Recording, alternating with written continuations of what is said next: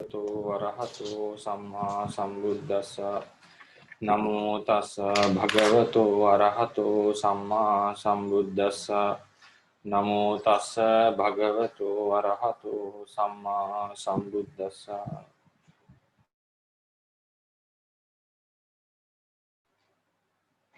Today we are going to discuss about the Sakkara Sutta. I think already we have studied a number of grammatical rules. With the studying of various suttas, we shall introduce some new rules as mentioned according to sutta. So this sutta is mainly regarding the Buddha and the disciples got lots of support from the devotees. So seeing this, some heretics were jealous about it.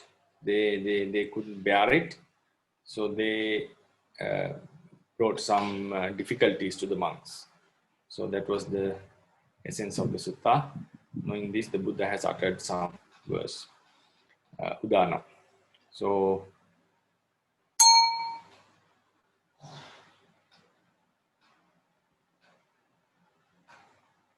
we'll go to the lecture notes for sutta first. For that,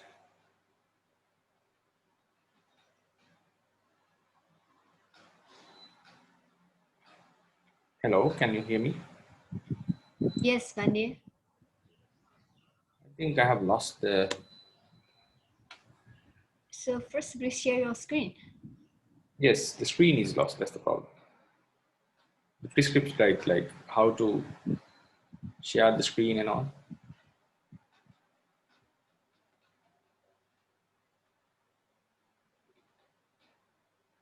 Sorry, it doesn't appear. I don't know what happened.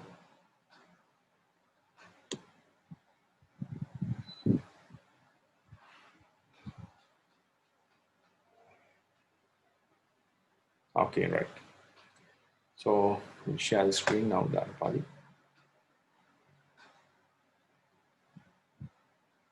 So we have the Sakkara. So I have skipped Bahya Sutta because it's a quite long sutta and there are some rules that we can study. So I'll be coming into Bahya Sutta after finishing few more suttas. In the following weeks, I'll be discussing about some miscellaneous suttas scattered in the, some easy ones scattered in the Udāna Pāļi. But systematically we can study them. So we have in the Sakkara Sutta, I think everyone can see it. So any volunteer to translate? May I try, Bhante? Sure. Yes. Sakkara Suttam, Evang Me Suttam, Ekang Samayang Bhagava Savatiyang Viharati Jetavane Athanabindikasa Arame. Thus I have heard at one time the Blessed One were dwelling near Savatthi in the Jeta grove of monastery of Anathabindikas. Tenakobana Samayena Bhagava Sakhato Hoti Garukato Manito Pujito Apachito Labi Jivara Vindapata Senasana Gilana Pachaya Visacha Parikaranam. Then the Blessed One At that time, the Blessed One was venerated, respected, revered, honored, esteemed, received raw food, drilling, medicine requisites to help when sick. Bhikkhu Sangopi Sakkato Hoti Garukato Manito Pujito Abhajito Labi Jivara Bindapata Senasana Gilana Patiya Bisacha Parikaranam. Also, the community of monks was venerated, respected, revered, honored, esteemed, received robe, armed force, drilling, medicine requisites to help when sick. Anya Titiyapana, Haribachaka, Asakata Honti, Garukata, Manita, Puchita, Napanachita, Na Labino Jivara, Pindabata, Sinasana, Gilana, Pachaya, Besacha Parikaranam. But the wanderers from other sects who was not venerated, respected, revered, honored, esteemed, not receive the robe, armed force, drilling, medicine requisite to help when sick. Atakote Anyatithaya Paripachaka Bhagavato Sakaram Asahamana Bhikkhu Sangasacha Gamecha Aranyecha Bhikkhudiswa Asabasi Parusahi Vachahi Akosanti Paribasanti Rosanti Vihasanti. Then wanderers from other sects not be able to endure the veneration of the Blessed One and of the community of the monk. On seeing the monk in the village or in the forest with impolite and harsh language, scolds, abuse, irritated, insulted them. Thank you very much. Thank you very much. Yeah. Thank you, Palm, Bhante. no? Right. Yes. Yeah. Brother Palm. Thank you very much. Yeah, nicely translated. Is anyone else to translate the next paragraph? It's a similar one. It's similar, so it will be easier. Only 1-2 sentences are new. So after that, I'll explain the grammar.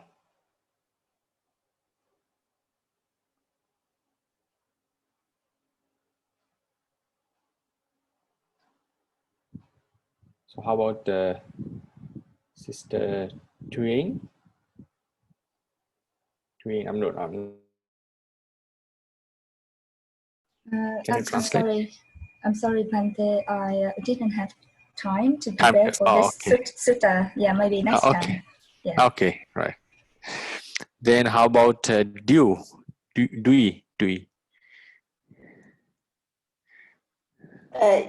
Nyanika là phần thể.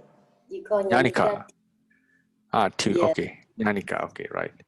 Can you translate this paragraph? Okay.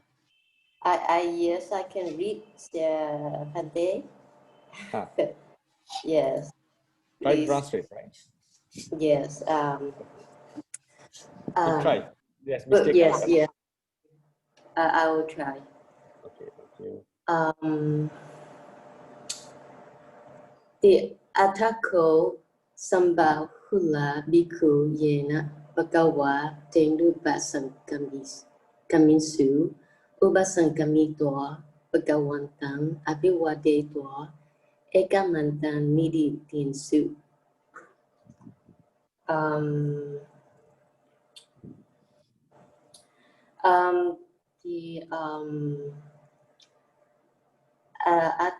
At that time, the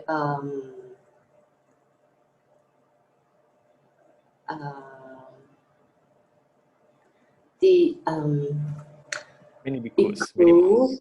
The bhikkhus approach the Bhagawa. Having approached the Bhagawa, they pay respect to him and sit at one side. recommend having taken a seat at one side, the bhikkhu. I think please you should read the paragraph, read the sentence first, Pāļi. Ekamantan nisinna kote. Ekamantan nisinna kote, bhikkhu bhagavantan etadavo vochum. Yes. Having sitting one side, those bhikkhu spoke to the Buddha, Bhagawa, etarahi bhante Bhagawa, sakato, karukato, manito, uchito, apachito, lapi. The Bhante at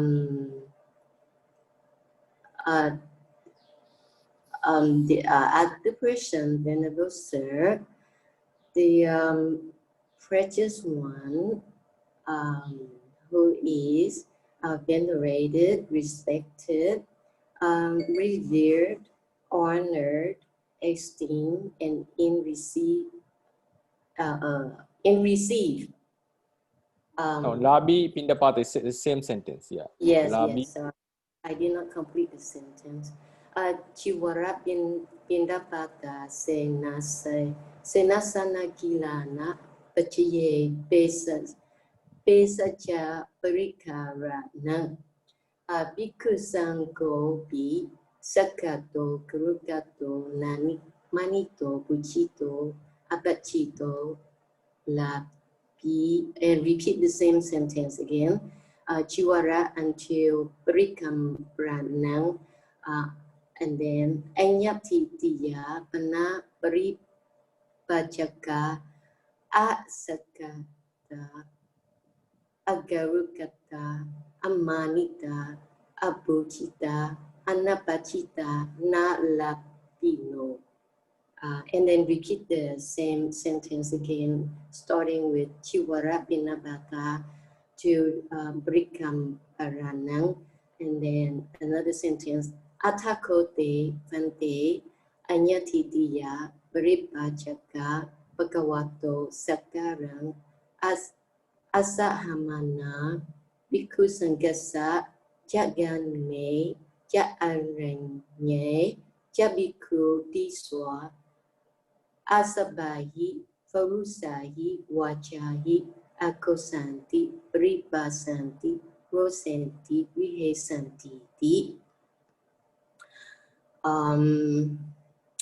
Okay. Then, but the wonders from this other sect are not venerated, not respected, not revered, not honored, not esteemed. Food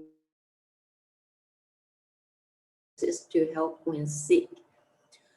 Then those wonders from other sects, Reverend Sir, being unable to bear the revelation of the precious one, the racist one, and the community of monks, after seeing the monks in the village or the wilderness with vulgar and rough words, scold, abuse, annoy, and trouble them.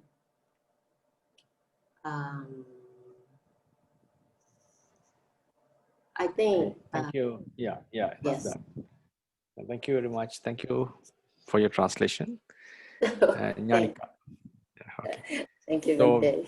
when we're reading, one thing is we say Bhikkhu Sangasa cha gamecha. Cha has to be said after the word. We don't say cha game, cha aranye. We have to say ga Bhikkhu Sangasa cha gamecha aranye cha. Right? So cha we don't put it in the beginning when we pronounce. We put it at the end of the word. Okay. Thank you very much. So yeah, the sutta has been translated. I think everyone got the idea, the story behind it. So we'll go into the grammatical explanation also. Evam suttang ikkan samyam bhagava savatyang viharati jetavane anathapindikasarami. Everyone can understand that. The tena kopana samena, everyone can know it now. Bhagava sakkato hoti garukato manito pujito apachito. Labi chivara pindapata senasana gidana pache besajya parikaharana. So here the verb is hoti. So every word, every the past participles, you can see garukata, manita, pujita, hoti has to be connected. Bhagava sakkato hoti, Bhagava garukato hoti, Bhagava manito hoti, Bhagava pujito hoti, apachito hoti. Or we can also say sakkato, garukato, manito, pujito, apachito hoti, olabi, pindapat, sivara pindapat, senasana girana pache, besajja parikarana hoti. At the end also you can connect it. So then here the thing is this past participle sakkato, garukato, manito, pujito, apachito. So these are called past participle. Most of the students are aware of this kind of usage. Past participle is a noun. It's a noun form made from a root. So out of roots we can make various types of words. It means we make a verb out of roots in Pali, Sanskrit, and in these in most of these Indian languages. So we make verbs out of roots. Then we also can make some nouns out of roots. So past participle is that kind of a noun made out of a root. So if we list down the words which can made out of roots, so words made from roots.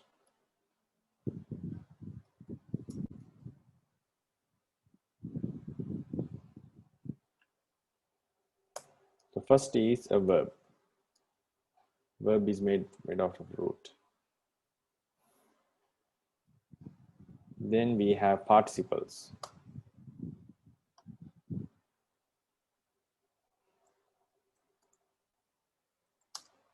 Participles are, we have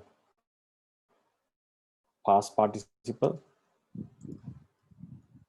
then we have present participle, then some say future.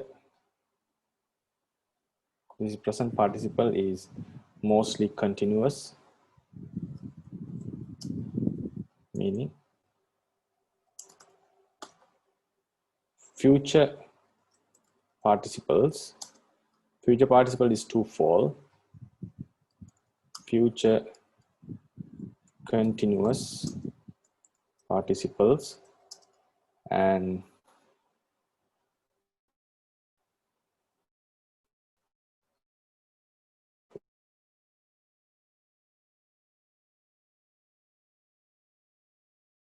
passive participle. We'll come into them later step by step. I'm not going to explain all in one lecture.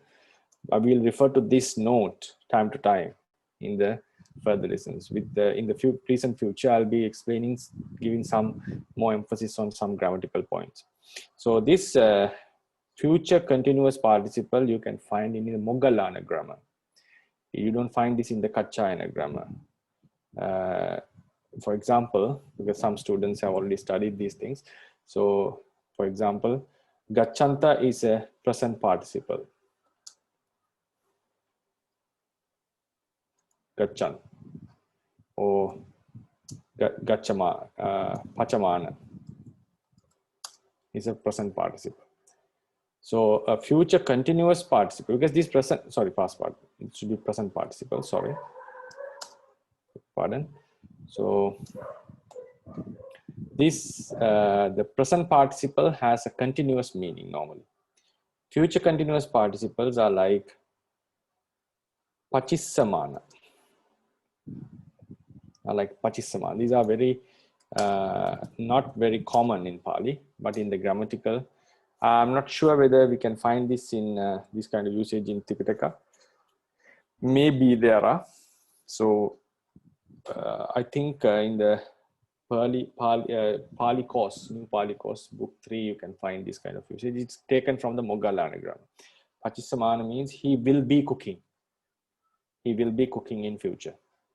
Then future passive participle is like tabbaniya with pachitabba. That is something we should do. Pachaniya.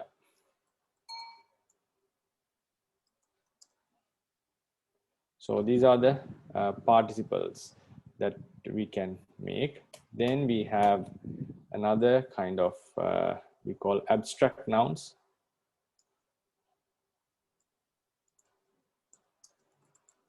Abstract nouns. That's abstract nouns are not. There are two types of abstract nouns. That is abstract nouns of the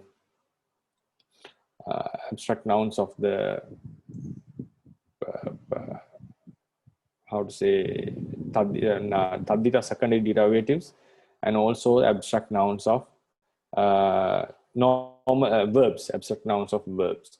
I think in the vocabulary I have given you this today's handout that there are at the end of the vocabulary.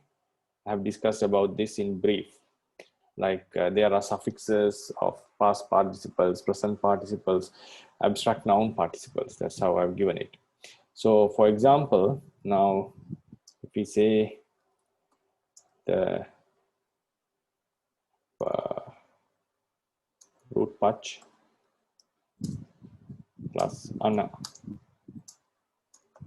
pachana, this refers to cooking. Then gachant and pachamana also, for pachamana is also cooking, but it is a one who is cooking. This is sometimes for some students, this can be really a little bit complicated. I will come to that step by step. Just want to tell you that words made of roots, there are a few types of words made of roots. One is a verb and the participle. Participle, there are three types of participle: past participles, present participles, future participles. Future participle is also again twofold, and abstract nouns are like just the action of cooking.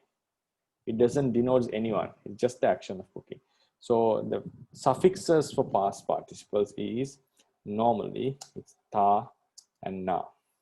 These are the suffixes, right? Then for the past participle, suffixes and ta and na.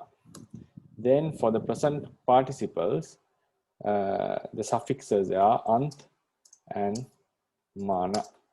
These are the suffixes for the present participle. This present participle has a continuous meaning. The person who is doing and so forth. There are many things to know about a participle when a participle comes. When in a participle, we should know the meaning of the root.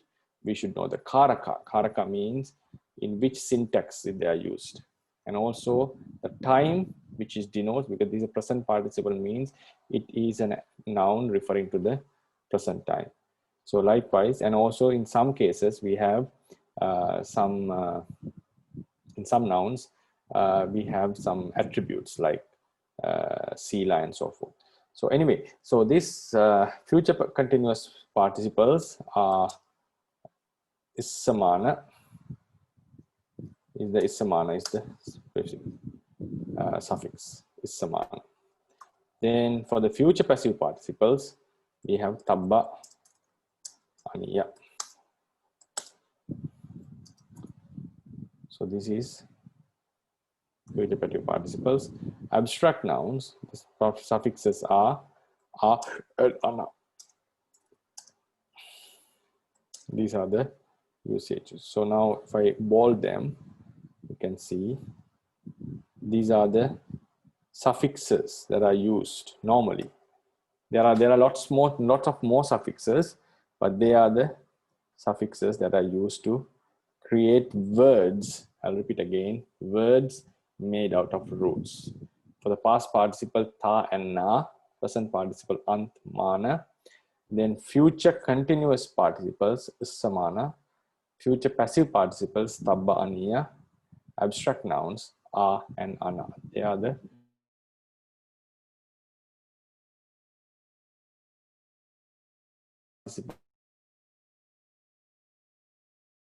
root, right? They are made out of a root.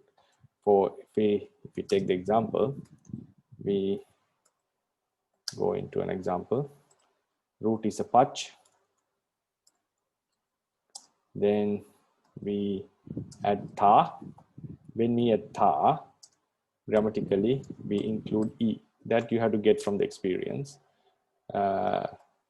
So become pachita. So this refers to something which is cooked, right? Something which has been cooked or which was cooked. So why do we say it a verbal noun? Because cooked refers to the something which has been cooked, not to the action of cooking. So cooked shows that it has been cooked, so it's a thing, but still there is a verbal meaning in it. In that verbal meaning, we can find the action of cooking and also its past nature. It has already been done, right? Action of cooking, its past nature. I'm not going to talk about the syntaxes yet, just to give you a rough idea. Then present participle, if you take this pachamana, right? Pachamana is also made out of a root, pach to cook. Then we have a plus mana. Then we become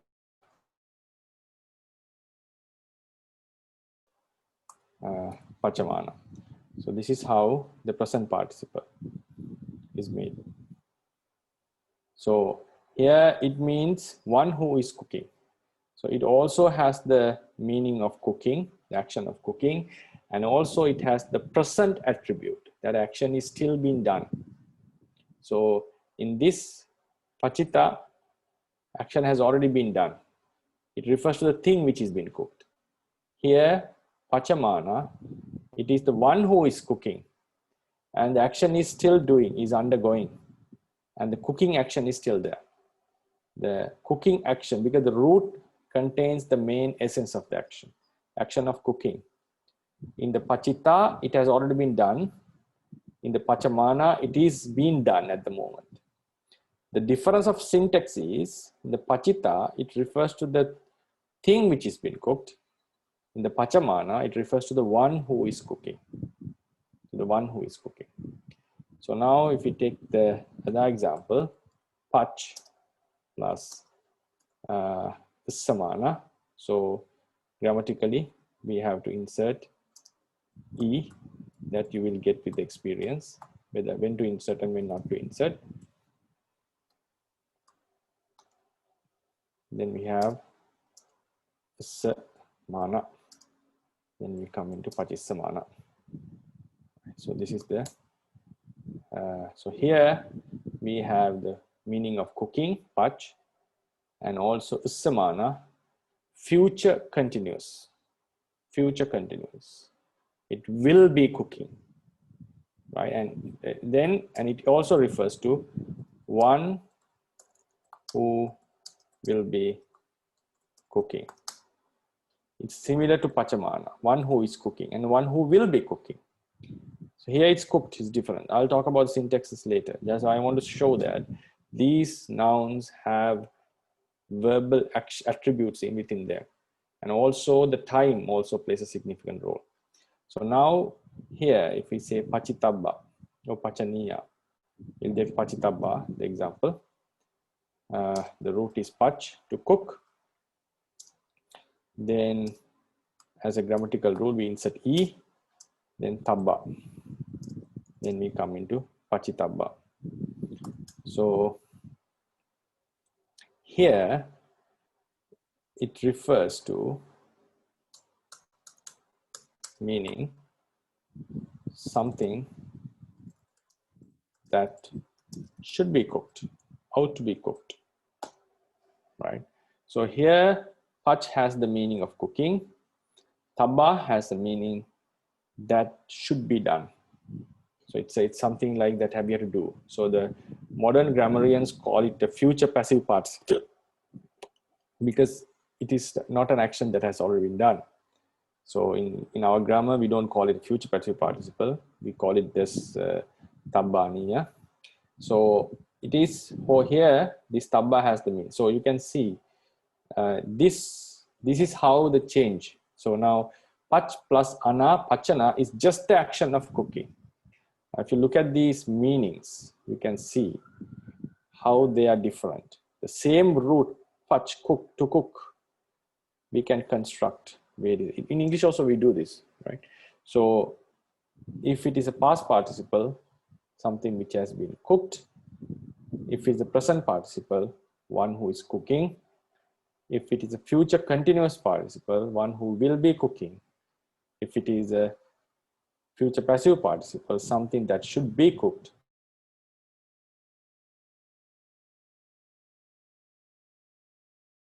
Right. So this is how the verb is. Pachati is a verb. Is to cook. Is the action done by the. It's the mere action done by the agent. Right. In deep grammar, we say the verb. How to say in the last root of the meaning of the root is kept in this word. It's just action of cooking. So this is how we make words out of roots. So if anyone has questions, you can ask now.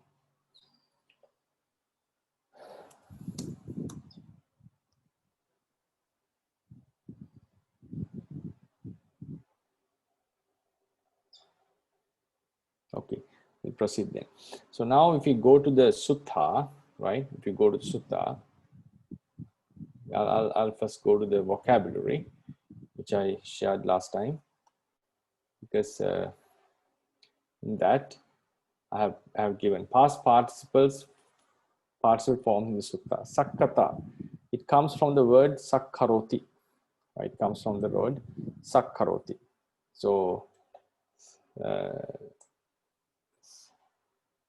the word it's a word coming not as a suffix. It's coming from a noun.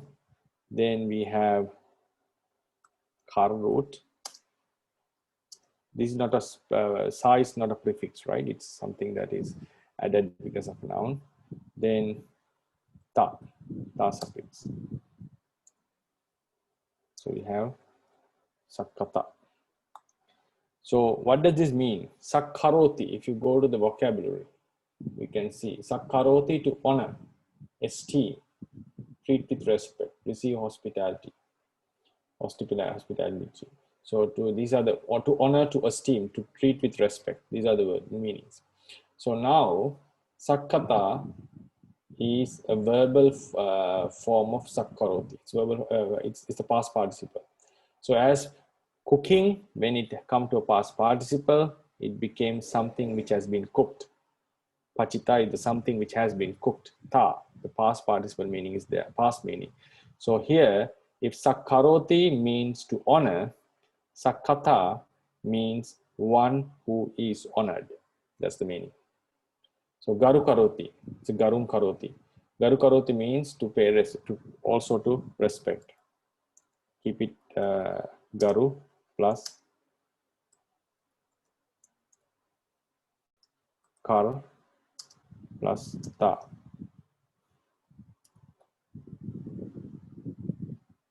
Ta. Then garu kata. So if you go to the vocabulary, we can see garu karoti, to respect, to think highly. To respect, to think highly.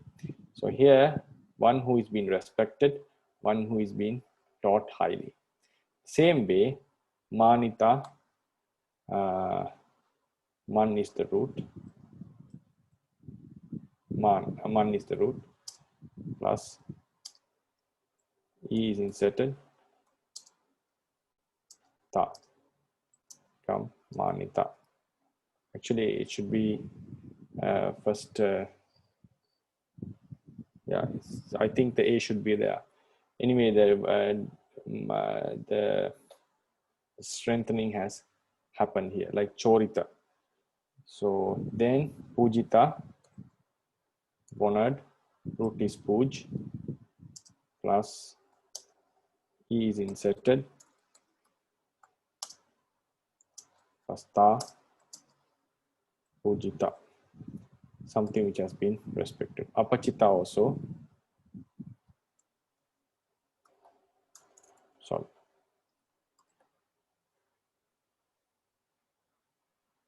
Apachita, apachinati. So apachinati has two roots. So apachayati and apachinati. So if we take one, apa is a prefix.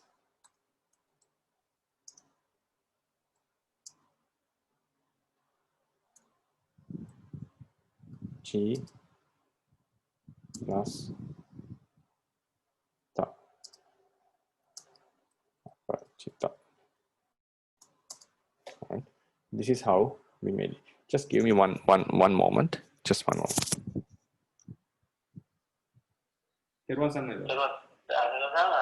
Oh. Hari. Hari. මම අද ගෙදරට එනවා දැන් තව 10ට විතර විතර. ඒක තමයි කිව්වා. හරි.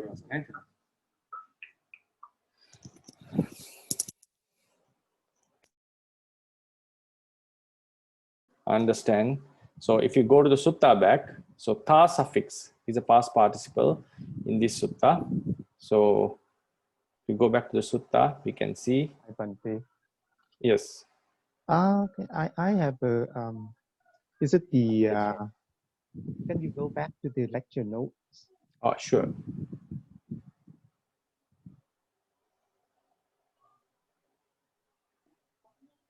Yes, okay. Oh, sorry. To the vocabulary. Vocabulary. Okay. Yeah, yes. Sorry. Yes, about the word manita. Manita, yes. Yeah. So my understanding is that we can form the past participle from the root and also from the verbal base, right? Yes, that's correct. I think that's why I was here we have telling to use maybe, the verbal base, right? Verbal base, because to get the R into long. Yeah. Yes. Yes. Thank you. Okay. So in that case, yeah. I also had that doubt. That's why I mentioned maybe it is conjugation should be added. Thank you for that. Thank you. I was in a doubt for that. So, right. So this is how we get the things. So here we go back to the sutta. Now, Kenako Panasamena Bhagava Sakkato, the Blessed One is honored, respected, and all these. They are very similar meanings, right? Kept in high esteem, was venerated, was highly respected, and all. So this ta suffix shows they are all past participles. So past participle means it's a noun, but the verbal meaning is still there. The action has already been done. Like if you do the pachita is a past participle from the root pach. So it refers to the thing which has already been cooked. So but the syntax, this is the most difficult thing is the syntax.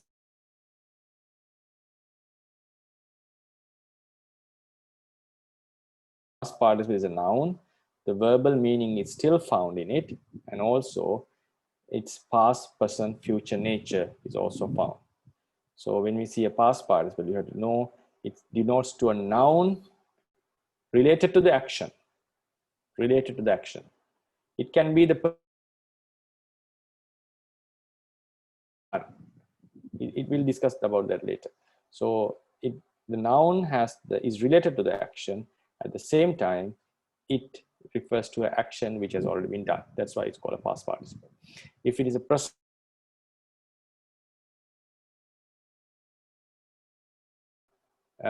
refers that action is still going on. The action is still going on. Future participles also, the action has not been done. The action meaning is still there, and its future nature, to be done or will be done, is also in it. In the abstract nouns, they are also nouns. Only the meaning of action is there, like cooking, just the cooking itself. The difference of a present participle and the abstract noun is abstract noun only refers to the action itself. But for the participle, present participle, it refers to the person or the thing related to the action. Because present participle also can have a passive usage. So this, I hope it could get the meaning. If you have any questions, if any students have questions, please raise now. Yes. May I have another question? Yes. So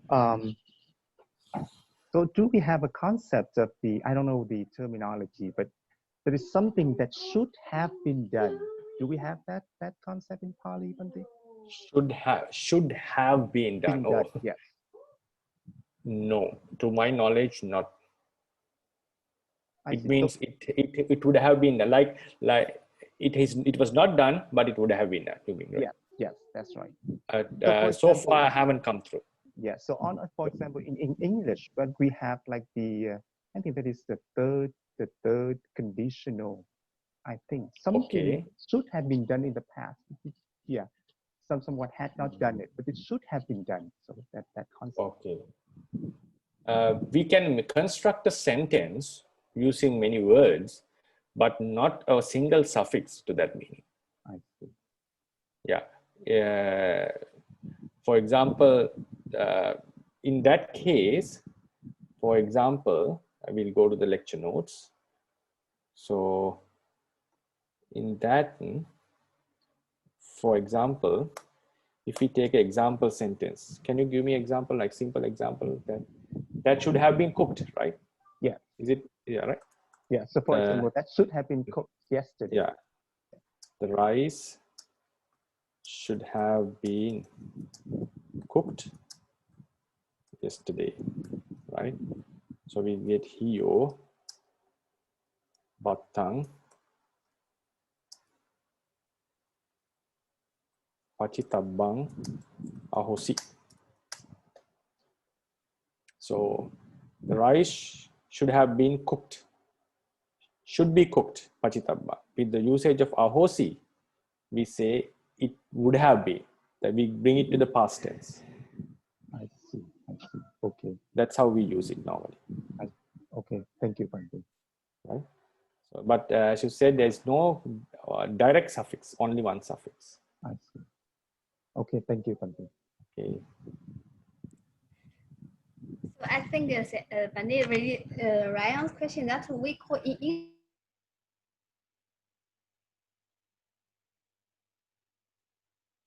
right? I'll write it. Okay, past. Past, future, Okay. perfect, continuous tense, something like that. Are you sure? Are you sure there's such a thing? Past, Something future, perfect. Yeah, something like that. Dr. Ryan, do we have this usage in English? No, I don't think so. This is condition. Let's see, Yeah. I think this is the third condition. So we have Third condition. yes, the three kinds of conditionals. This is the third conditional.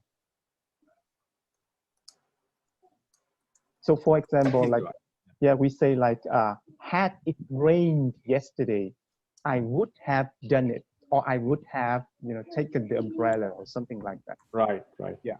So Yeah, you mean that is Kalatipatti usage in Pāļi, right? Yes. Okay. So that is first conditional, is it? Yes, third conditional. Okay.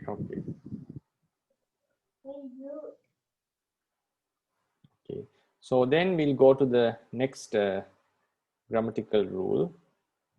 This is a grammatical point that we want to emphasize on the sutta. Right. So then we have the word labi. So normally this labi, it's e suffix. The suffix is, it also refers to the person who gets it. Sometimes I refers to the thing upon which the action is done. Sometimes I refer to the person who did the action or do the action, will do the action. So how to differentiate this? That's why when we study a suffix, a past participle or a present participle or a future passive participle, we have to know, when we say past participle, we know it's past. When we say present participle, we know it's present. When you say future participle, we know it's future. So at the same time, we should know the syntax of this suffix. This syntax in Pāļi we call sadhana. Right? I'll come to the lecture notes later. Sadhana and karaka. The syntax used in the sentence is called karaka. Syntax used in construction of a word is called sadhana. So now when a word is constructed, I also mentioned the words from roots are related to the action. How it is related? Is it related as the agent? Is it related as the object? Is it related as the instrument? So this is what we have to keep in mind. For that we have to study we should keep in mind this like an object, like the as the instrument. So likewise, so labhi is an e suffix. It's not a participle. It's an e suffix connected to a root. So this also gives the meaning one who does the action. Does the action means labati is receive, one who receives the action, one who receives the things. So this is the first point. The next point, I'll come to the lecture notes after explaining this sentence. So then here we see the genitive case used. That's the important point. When you say labati, labati is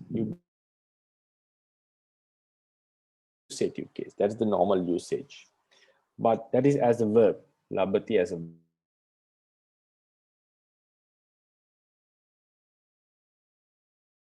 Into labhi, the one who receives. At that time, in most of the time, not always, most of the time, very commonly, instead of accusative, we have used genitive case.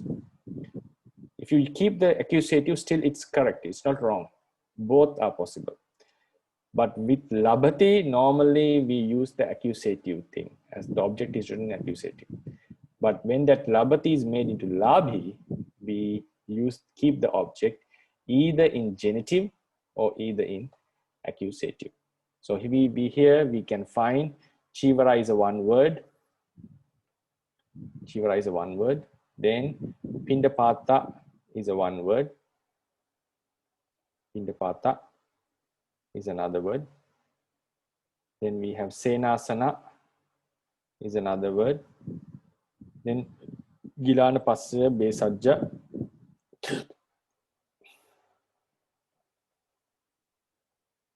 Vilana Satche Besajja Parikkaran. We all take it as a one thing, the medicine, right? Normally in our tradition, monks are supposed to contemplate Gilana Pache as Gilana Pache Besajja Parikkara. So there are four words here. Actually, Parikkara is another word, but it's taken as the requisites or things that are useful for sickness. So Chivara, Pindapata, Senasana, Gilana Pache Besajja Parikkara. So this is the four requisites. These are the four requisites. In the end, instead of keeping it in accusative case, we have used the genitive case.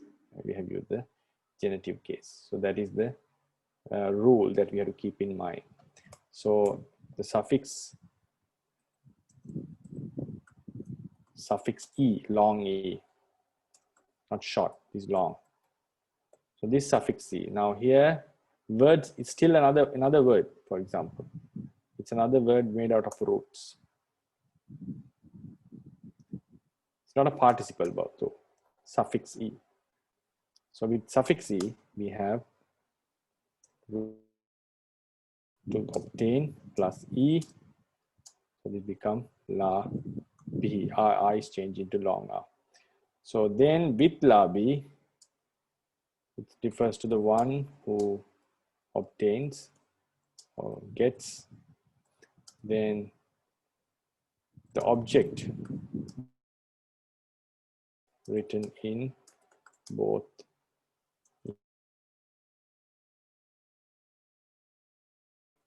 either in accusative or genitive, right? So that is how we understand. So this is the suffix is e.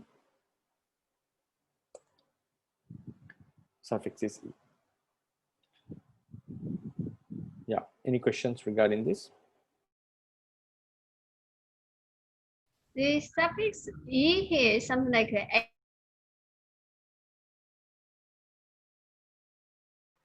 But here it has an extra meaning. I'll come to that. Now, when we study a suffix, we have to keep in mind the four meanings of a suffix. In this e suffix, we have a meaning of agent. I'll come to that point. We have a meaning of receiving very frequently, always receiving. Right? It's not receiving 1 or 2 times, regularly receiving. If the present meaning is there, at the same time, regular meaning is also there. For example, pachamana, when we say pachamana is like you cook, even a person who is cooking for the first time, or it's only for 1 time, still you can call he's a pachamana. But if you want to say a person who regularly cooks, we use a different usage. So likewise, in this suffix, we have the present meaning, the meaning of the root labhi that is not connected to the suffix, it's in the word, and then we have the meaning of the agent, and also we have the regular meaning, right? So now I'll come to the topic of the meanings of a, how to say, verbal noun. We will first talk about the meanings of a verbal noun. This is related to verbs as well, but we'll talk about verbs later as a separate topic.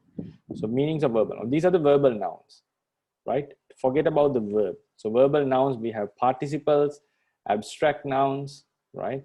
And with suffix e. There are some other suffixes. There are more other suffixes. Like for example, suffix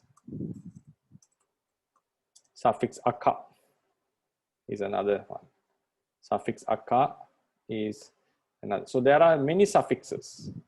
They are not called participles. There are many suffixes out of which we can make words, action words. So meaning of a verbal noun, when we think about the meaning of verbal noun, we have to keep in mind few things. First is the meaning of the root out of which the noun is constructed. That is number 1. For example, pachak, if you are using the root pach, always keep in mind the root, the idea of cooking is inside it. Then we have to think about the time. So normally the suffix also denotes a time, whether it's past, future, present, or general present. Some suffixes can refer to past, present, future all 3 times, even all 3 times. For example, this is the extra example for some students who are, after writing, I'll erase it. The ta suffix. Ta suffix can be used past meaning, present meaning, and future meaning. For example, the word Buddha. The word Buddha is made Buddh, Buj.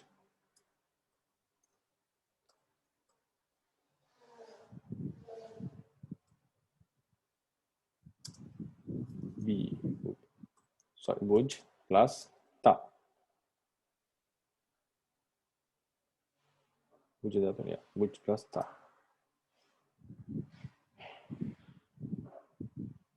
Right, and become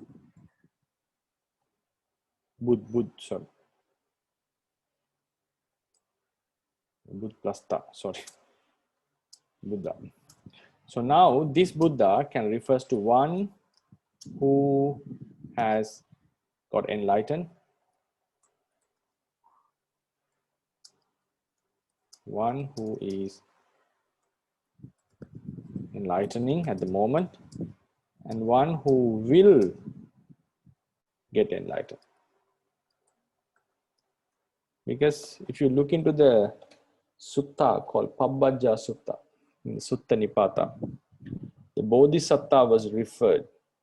Bodhisattva went to Rajagaha. The sutta says, Buddho Rajagahang Pavisi or something like that. Buddha went to the Rajagaha. But it refers to at the age of, when he was Bodhisattva, he went to meet King. At that journey, he met King Bimbisara also. So this is a usage that shows the text refers that he will be a Buddha in future for sure, because he has been predicted and he has completed his paramis. So the Buddha word in that sense was used the person who will get enlightened. So who will enlighten, right? So therefore, there's sometimes even the tha suffix can be used in past, present, future meanings. So the meaning of the suffix is, for the meaning of a suffix, the time is very important. Time is very important. Then we come into the agent, the syntax. We call this syntax as sadhana.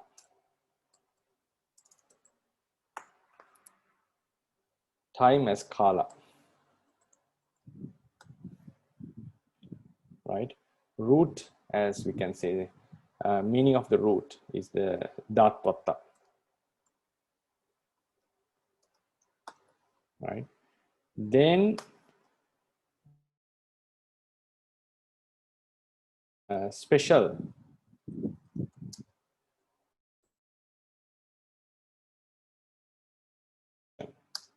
it's like it's regularly happening, something like that. There are a few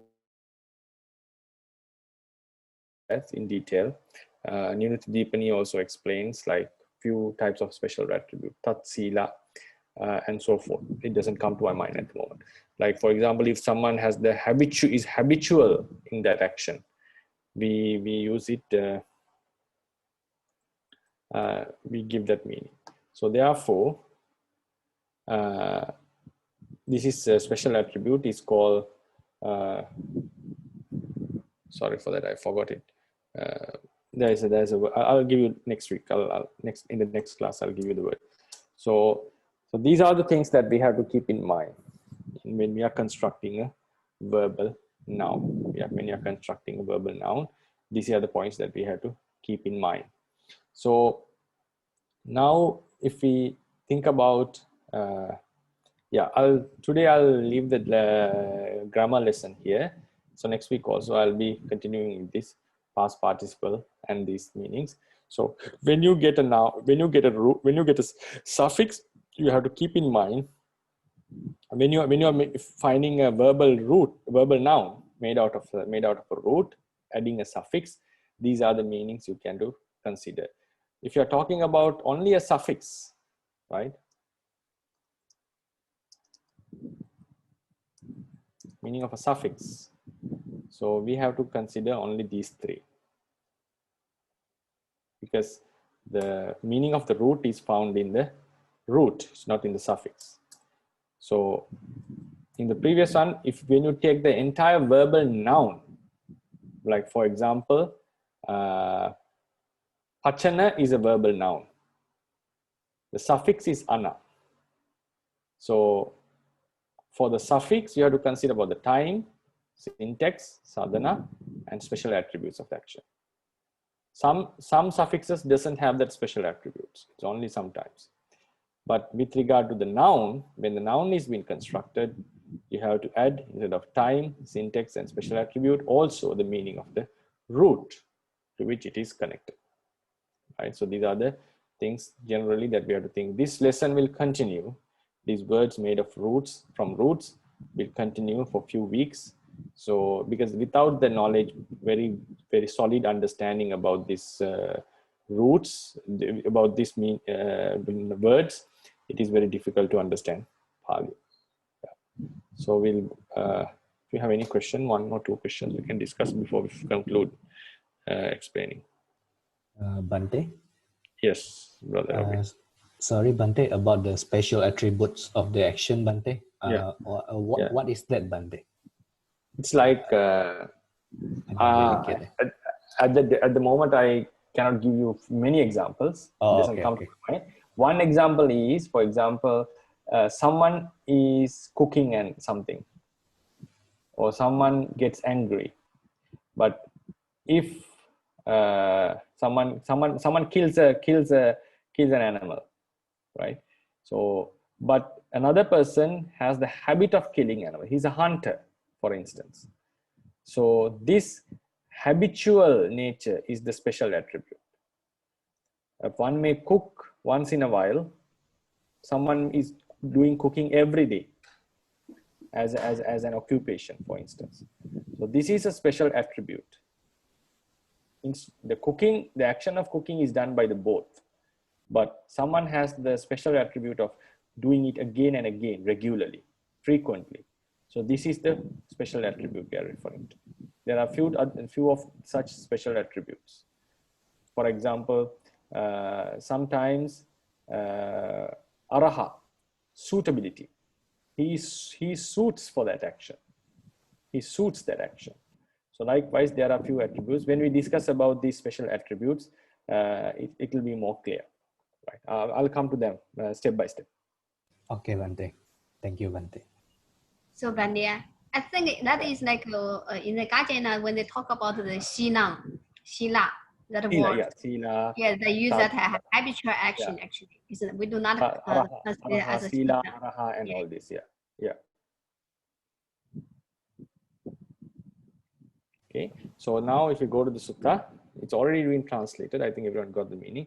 Bhikkhu Sangopi, even the Bhikkhu Sangha also, Sakkato hoti garukato, pujito, manito, pujito, apajito, labi, chivara, pindapada, senasana, besada, parikkara. It's clear, right? Then Anyatitya paribhajika, but the Anyatitya, the other ascetics, and paribhajika, Anyatitya paribhajika, the wandering ascetics of other beliefs, asakkata. So asakkata means, now this word is made na sakkata. It become asakkata, right? Na have the meaning of giving they were not venerated, they were not respected. Asakkata honti, agarukata, amanita, apujita, anapachita. All they didn't get that those kind of respected things and all. They were not respected well. Na labhino, chivara pinda padsenasana gidana pache besada parikkara. Labhino is the nominative plural of labhi, right? Like dandi, dandino. Nominative plural of labhi is labhino. They also didn't get those kind of requisites much. So then, atakote anyatitya, then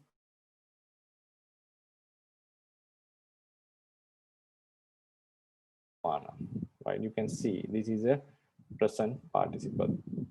Bhikkhu Sangassacha Gamecha Aranyecha Bhikkhu Diswa Asabbahi Parusahi Vachahi Akko Santi Paribasanti Rosanti Vihisanti. They are separate words. All are verbs, so you can make them separate. The idea is clear. So, by Asahmana, this is a present participle, not bearing, not enduring what the Buddha's fame and the respect he received. So they, those wandering ascetics of other sects, they Bhagavato Sakkarang Asahamana, not bearing the Sakkarang means the respects and all these of Bhagavato Sakkarang Asahamana. The respected, we can say given to the Buddha or of the Buddha, right? So, but they were not bearing it. But actually, it should be genitive case. Bhagavato Sakkarang Asahamana. Bhikkhu Sangassacha Sakkarang Asahamana. You have to connect it like that. Bhikkhu Sangha, also of the Bhikkhu Sangha. Bhikkhu Sangha. Bhagavato Sakkarang Asahamana. Bhikkhu Sangassacha Sakkarang Asahamana. We have to get that meaning, right? Because we don't need to repeat it. That's why the repetition was not given. And when you get the meaning, we have to understand. Sakkara is connected to Bhikkhu Sangha also, right? Asahamana is connected to the Sakkara of the Bhikkhu Sangha also. Gamecha Aranyecha, in the village and in the monastery, in the forest. Bhikkhu Diswa, this is also a gerund form, right? Bhikkhu Diswa, having seen monks. Asabbahi Parusahi Vachahi Akko, they were abusing them with impolite words, causing them anger, and also bringing them lots of harassing them. So Asahamana, object of Asahamana is Sakkara. Object of Diswa is Bhikkhu, right? Bhikkhu Diswa. So then object of Akko Santi, Paribasanti, Rosanti, Vihosanti is also Bhikkhu. We don't need to repeat it again. Bhikkhu Diswa, Bhikkhu Asabbahi Parusahi Vachahi Akko Santi, Paribasanti, Rosanti, Vihosanti. They were abusing the monks. instruments with what they abused. Asabbahi parusahi vacha, not with polite words, with very impolite, harsh words they were abusing, right? So this sentence has three, Asahamana and Diswa has divided the sentence into few parts. Hi, Bhante. Yes, right. I have a question about the usage of the word ja, because so here yes. we have three jas. Yeah. So the last two are connected to the game and aranye. Yes. But then yes. the first one kind of connected to the Bhagavato and Bhikkhu Sanghassa. Yes, exactly. So, yes. And then so my question is, so why sometimes it is used twice, sometimes it is used once, but then you can see that at the end we have four verbs. There is no ja at all. So do you have any insight into the usage of the word ja? Yes. They normally in grammar, you can see this in the Pāļi, new Pāļi course. The Sayadaw has explained this. When we are connecting two words with cha, you can use two chas in between, or you can use one cha at the end of the second words. You can use two chas in between the first word and the second word, and at the end of the second word, or you can use only one cha. It's also possible. It can be used at the end, or it can be used in the middle. So that is normally a usage in Pāļi. We normally study it like even one. For example, you have three words, for instance. So in three words, we can use word, cha, word, cha, word, finish. We don't need to use the third cha. But sometimes you can use the third cha after the third word even. And for the sometimes two words, one word, A, B, and cha. This shows A and B are also connected. So we can use the cha in between, one cha in between, one cha at the end, and also chas to the number of nouns we connect. I see. So usually it's for the nouns, not for the verbs, right? Yeah. So very rarely verbs also can be gotcha teacher. But because the thing is, Dr. Ryan, now if you put two words, grammarians say it's two sentences connected. Right. If you do two words, it's two sentences, they say. So sometimes you can put a verb. It's not prohibited. It means you are connecting the two sentences. Yeah. Gotcha teacher, pachaticha. Yeah. Pachaticha. Yeah. Yeah, it can be done. But it's two sentences actually. I see. Okay, thank you. Okay. Bhante? Yeah. I want to ask about the asabahi, parusahi, wacahi, Bhante. Are they the instrument of the four verbs or just the akosanti, Bhante?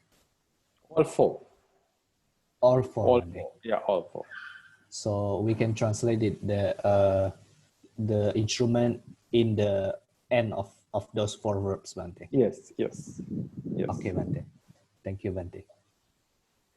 Dr. Ryan, regarding the cha usage, and when we read the commentaries, so normally it's like they don't leave us in a confusing state. So it's when we read the commentaries, normally they would add the cha. Sometimes they would add it in between.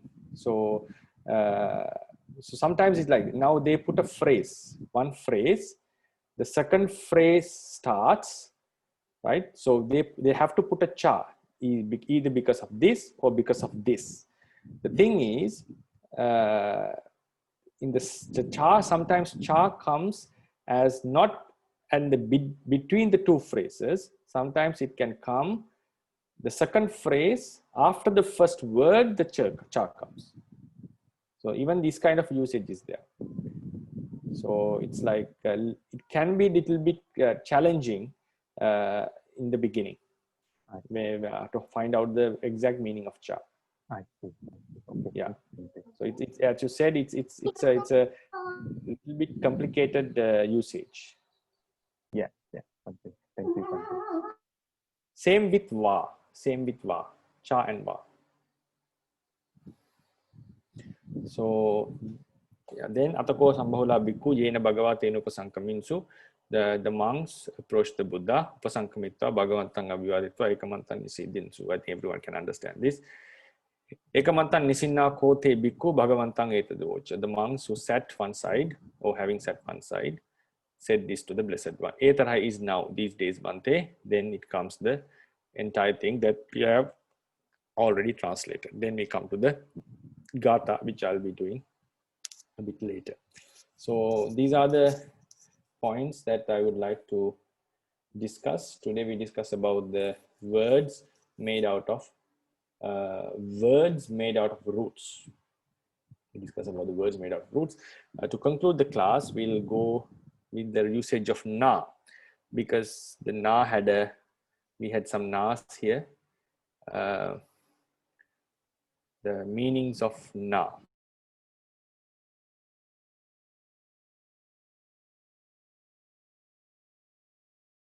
Roots, with this will be extended. So we come into the meanings of the, how do you call this noun? It's not an indeclinable, right? We call it particle or na. Can anyone help me? Negation, Bhante? No, there's a it's a indeclinable. Yeah, indeclinable in Pali, but in English there is another usage I remember. No, indeclinable is English. Nibbana Okay, is right. Pali. Okay, right. Okay. Because I remember there a special word for this now. So the usage of na, we have 6 types of meanings of na. I'll conclude the class with this. One meaning is anya. Anya means other, right? For example, before that we have to come into the usage of na. We'll come to that. Usage of na. Na can be na or no, or even sometimes no, but na is the most common. Na can be connected before a verb, so it negates the meaning of the verb. For example, so gamang na gacchati, right? But na can come at any place, right? It can come so naso gamang gacchati also we can use it, right? Naso gamang gacchati, right? The same meaning. But when we take the usage is he didn't do the action, right? Then connecting to a noun. This is a samasa. So when we connect to a noun, we have 2 usages. A noun ending in a beginning. Noun beginning in a consonant. So for example, na sura. Na plus sura.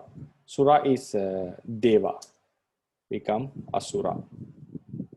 So na change into a if it is a consonant. If the noun is starting with a consonant, na change into a. Then a noun beginning with a vowel. We can have na arya become anarya. In that case, na is changed into an. That's how we traditionally explain. Philologically, we can have lots of traces for the root, historical evidences, usages, why this na has come. Traditionally, we just say na change into an, right? This is the easy way of understanding. So now you can see na, normally we say it's the negation, but grammatically speaking, we have some specific meanings of this. Here, sometimes it refers to anya, other meaning. Example is, for example, na gamo. Gama is village. Na gamo is agamo. Agamo refers to a place other than the village. A place other than the village. So it's a forest mostly. Inhabited place is a village. Habited place, inhabited, right? Is the place, agama, other than the village. Then we have a similar meaning, sadisa. Sadisa is similar, not the same. Na manusso is amanusso. A being similar to a human, but not a human. Amanusa is like a peta and all. They also mostly they have a human figure. So, but still he's a not manusa. Another very good usage is na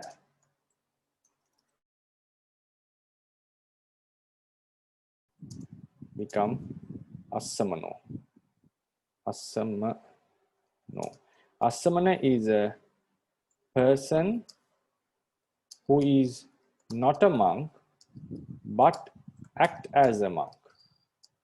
We cannot say asamano to a lay person. Asamana is a person who is in virtue. In Buddhist doctrine, in a Buddhist monkhood, a person who has become a parajika is an asamana. But if he still remains as a monk, we call him asamana. If he disrobe, we don't call it asamana. Asamana is similar because he has the similar appearance of a monk, but really he is not a monk.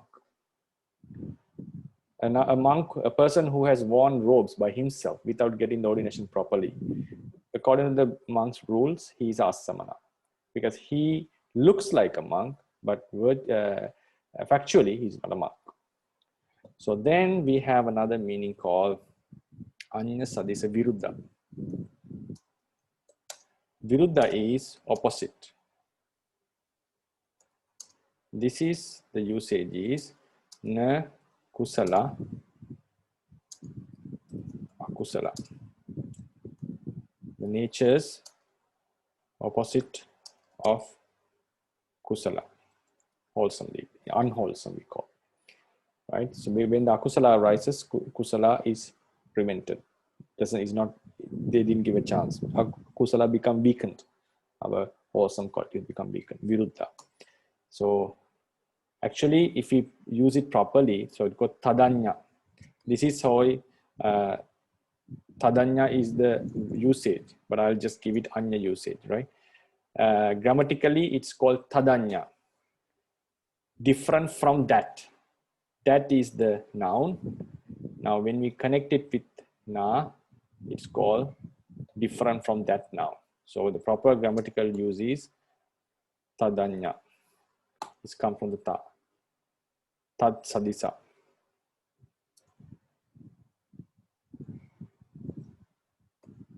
Tan sadisa.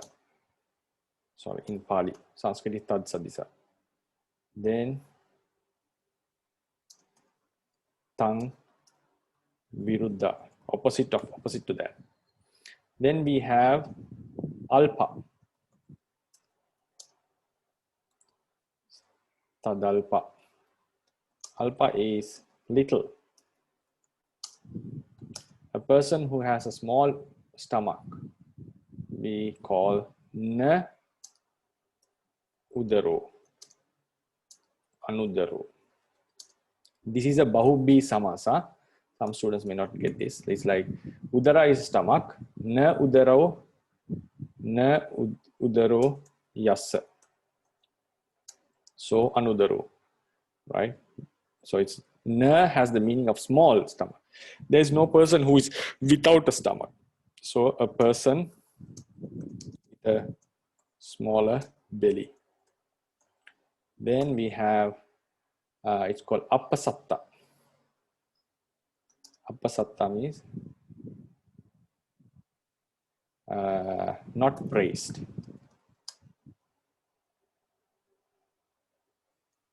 This is the word appasatta. It's not tadappasatta, appasatta. So it's called na keso, kesa, yassa. So akeso, one who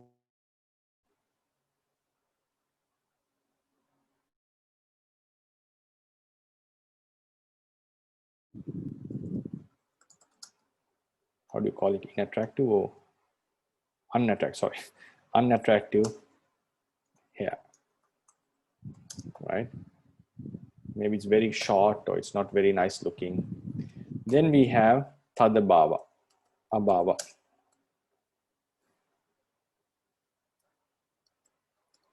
Tadabhava means absence of that. Tadabhava, now all these five, tadanya, tan sadisa, tang viruddha, tadalpa, appasattha, all are referring, connecting to a noun. Gama, nagama means, agama means something other than the noun gama. Amanusa is someone other than the manusa. Asamana is someone other than the recluse. Looks like a recluse in these two instances. Agama is a completely another place. Akusala is something opposite of kusala. Anudara is someone who has a small udara, stomach. Akesa is someone who has not attractive hair. So abhava means absence. It's not the absence of a noun.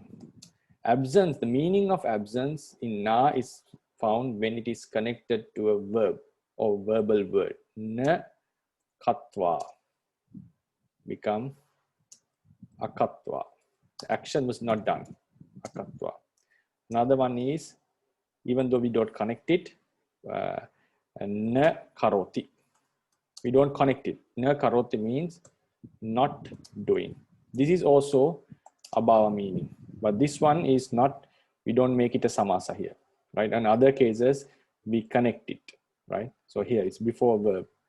Na, so before a verb, it's always abhava. So abhava is found when we connect the na to an action. It can be action noun or just a direct verb, right? Verb.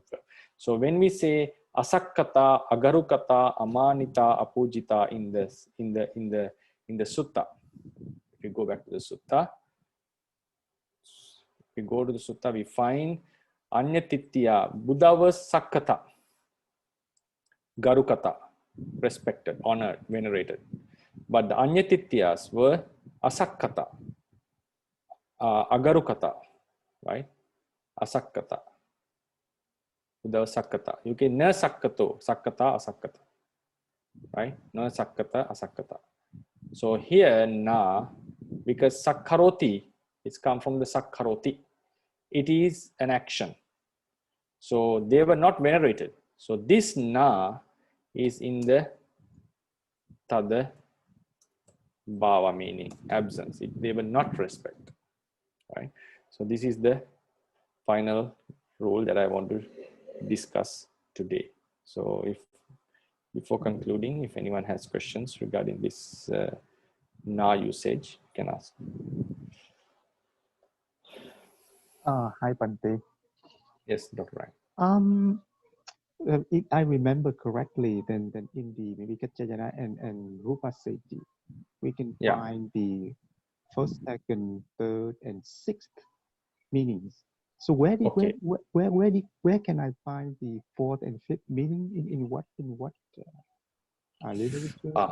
Fourth and fifth, right? Yes.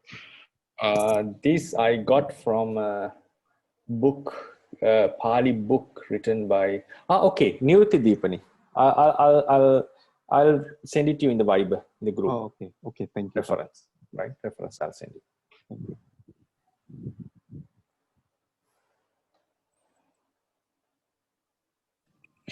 Bhante, Yes, Sister. can I ask about the amanuso and asamano? Because in China, our background is after death, nothing. So we only know people and animal. about the unhuman being. We were not sure. Then some yogi, they meditated power method, then they could see past life, future life, and I asked them about the unhuman being, and she said, even in Beijing, in the house, the unhuman being everywhere, but very crowded. Like in the house, only three people, but unhuman being, she said, like very crowded, like 100,000 like that. I don't know if it's true or not. Also, some nuns, they didn't get jhana concentration, but they also say they could see the unhuman being. I don't know how can they see them? It's like a psychic power or what? About the asamano, I want to ask because I know some monk, they already balajika, some China monks already balajika. But some, they are abbot of a monastery and they ordain other monks. So if the monk is asamano, so the monks ordained with him, also not real monk. So for regarding the first question, like how they see the manusas, according to the tradition, it's if you have the divine eye, you can see them, but it's not also always not necessary. Sometimes the normal humans also has seen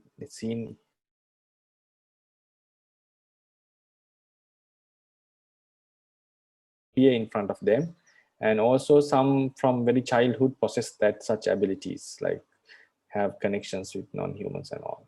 So it's we cannot say exact theory who sees them and who doesn't see them, but if someone has just but having jhana concentration is not enough to see the non-humans. It has to be abhiññāna level. But I have listened to a discourse given by Pāļi Medisi Sayadaw, Venerable Ananda Metteyya, who was a good meditator, and he explains for some special yogis, even before they get jhana, when they have high concentration before the jhana, he himself, he said, he claimed that he had this ability, but he lost it one time later.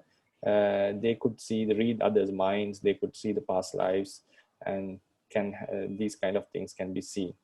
So the next thing is, to see amanusa, it's not necessary that you always should have this concentration. Then regarding the Vinaya question, Assamanavan, to ordain a new monk, we have to have at least 5 monks outside of the Indian middle range of India. Inside the middle area, Madhya Desa, we should have 10 monks. So one of them is the Upajjhaya. In outside like Myanmar, in China, in this area, Sri Lanka, we don't need to have 10 monks. It's 5 is enough. The number was reduced by the Buddha.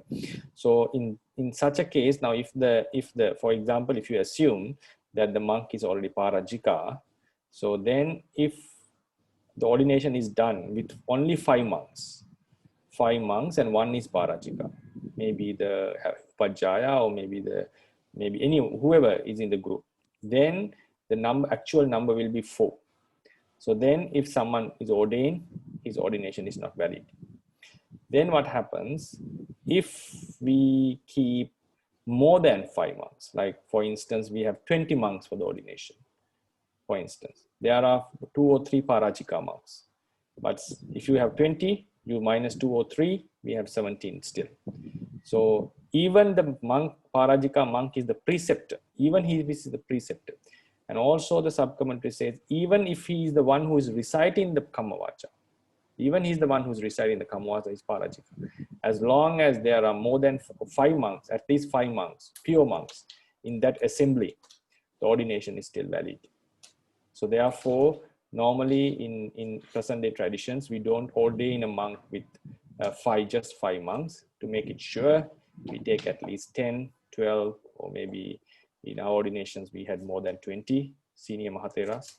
So to make it sure, in case if there was a monk who is hiding his parajika offense, still, as long as there are at least 5 monks, the ordination is valid. Even if that monk, parajika monk, act as your preceptor, and even if that monk is reciting the Kammavaca, only he is reciting, still the Vinaya Kamma is valid as long as there are 5 pure monks.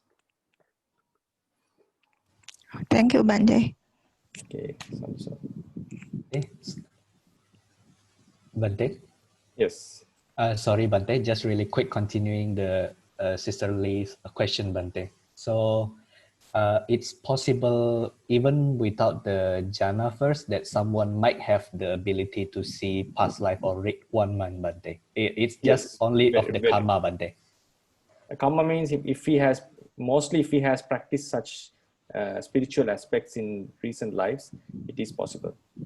It is possible. Okay, Bhante. Even the Visuddhimagga says, now Abhiññāna, to get Abhiññāna, you have to have all the 8 jhanas, Rupa and Arupa. But for some people, if they have practiced very seriously in past lives, just by attaining the 4th jhana, they can proceed to Abhiññāna. So that is for special cases. So this is what I say, what I heard from Venerable Ananda Metteyya. He claimed that he himself had this ability because of Anapana concentration. He said he didn't attain the jhana, but he had a very strong concentration. So he used to say before, when someone was, on those days, if someone is coming to meet him, a few kilometers away, before the person has reached, he knows him, he knows his name, he knows why he has come, why he's coming to meet him. So he himself, I have heard it from his own words in a recording. And he said later he was invited to go to a monastery for a ceremony, which was very busy, and he couldn't do his meditation well. And that time he was very busy and he lost all this concentration. Since then he lost this ability, he said. And he was really angry with that monk who invited him.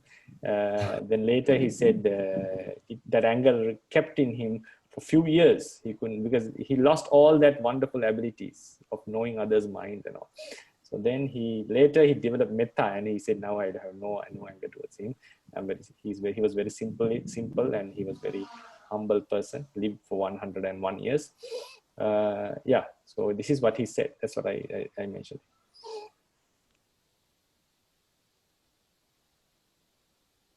Ask Okay, before one last question. Yeah. Before Mahatera visited China, then when back, Ariyananda Bhante said when Mahatera went to China from Sri Lanka, many devas followed him to China. Then I was curious.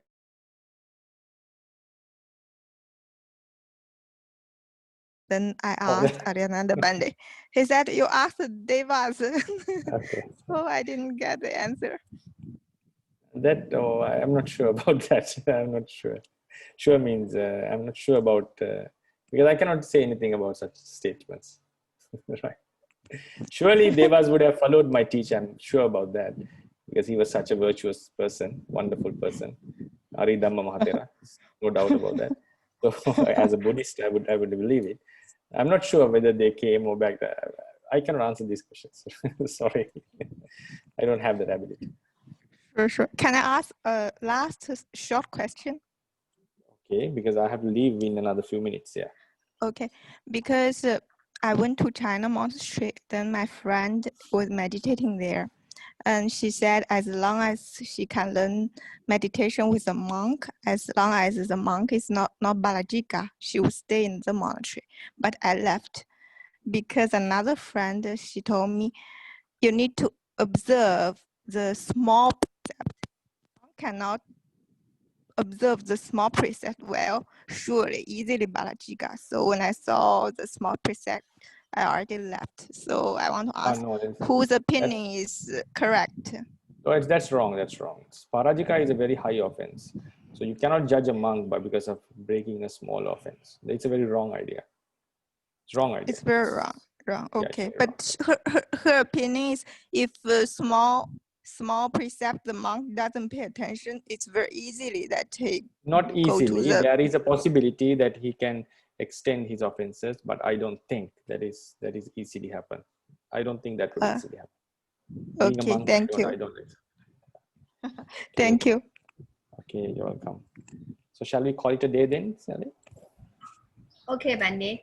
Okay, right. So I wish you all the best. Thank you very much for the joining. Thank you so much, Bhante. Thank you so much. Thank you. Okay, Sabu.